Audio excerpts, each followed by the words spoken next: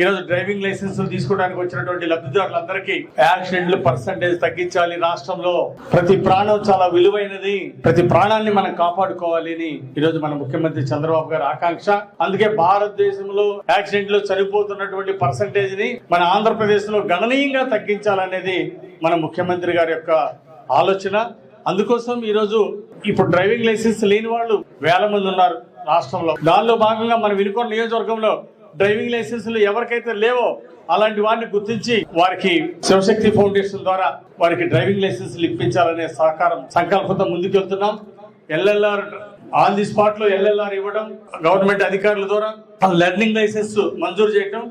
Learning licence ఇచ్చినటువంటి ఎన్నాళ్లలో నెల రోజుల తర్వాత ముందు ఎల్ఎల్ఆర్ ఇష్యూ చేస్తారు. ఎల్ఎల్ఆర్ కి 400 రూపాయలు. సైకిల్ నడిపేవాళ్ళు కావచ్చు, ట్రాక్టర్ నడిపేవాళ్ళు కావచ్చు, 4000 మంది ఉన్నా 5000 మంది ఉన్నా ప్రతి ఒక్కరికి శివశక్తి ఫౌండేషన్ ద్వారా డ్రైవింగ్ లైసెన్స్ ఇప్పించడం జరుగుతుంది.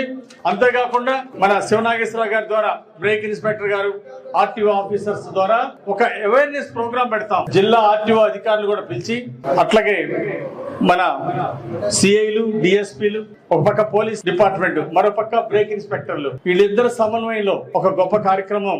1000 మందికి ఒక బ్యాచ్ చొప్పున 5000 మందికి అవేర్నెస్ ప్రోగ్రామ్, డ్రైవింగ్ లో మెలకువలు, యాక్సిడెంట్లు కాకుండా తీసుకోవాల్సినటువంటి జాగ్రత్త